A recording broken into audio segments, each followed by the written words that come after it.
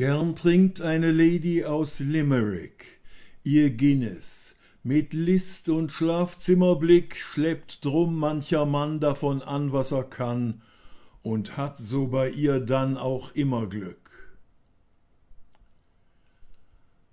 Eine Kannibalin aus Essen war auf einen Mann wie versessen, als sie den dann besaß, er ihr vorsang und las, hat sie ihn zu essen vergessen.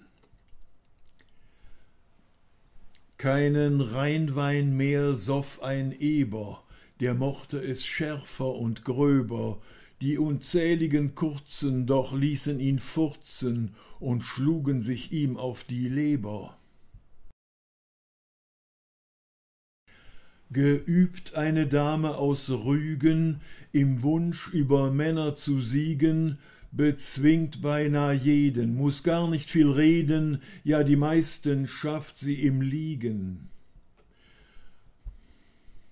Dem Wesen nach dumm, wenn nicht trübe, schenkt wenig geschickt, was für Liebe er hält dieser Frau, viel zu schön und zu schlau, als dass sie auf Dauer ihm bliebe. Sie fragt, verzagt ihren Mann, der soll und auch will, doch nicht kann. Ganz leise klagt sie und will er es tagt, so gern wissen, wenn jetzt nicht, wann dann? Da verliert einer aus Wolfenbüttel gebürtig beim Golfen den Kittel, doch wird ihm geholfen von den andern, die golfen, zum Ersatz mit 'nem Drittel der Mittel. Ein rauer Bauer, ein Bayer, legt Feuer an seine Scheuer. Er tut es aus Wut, denn dort in der Glut sind vom Bauer die Frau und ihr Freier. Eine Maid produziert unweit Ostrach, oft zum Schrecken der Leut einen Mostbach.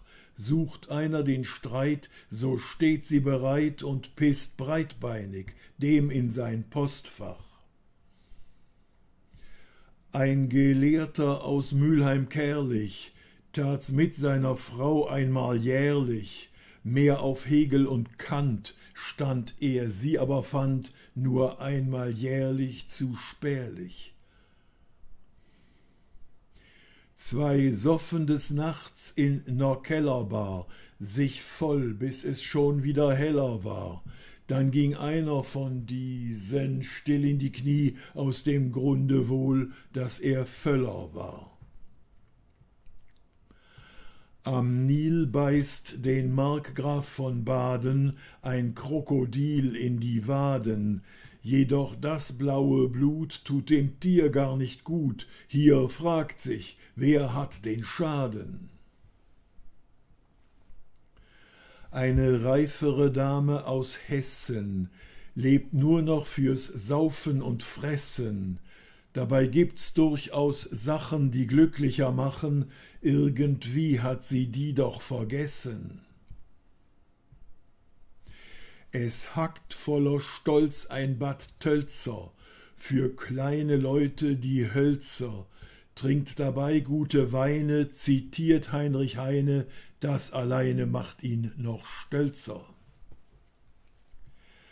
Eine Maid suchte jung und noch schüchtern, am Tresen sich Alk einzutrichtern, doch kein Mann empfand das als interessant, sie verschwand und war bald wieder nüchtern.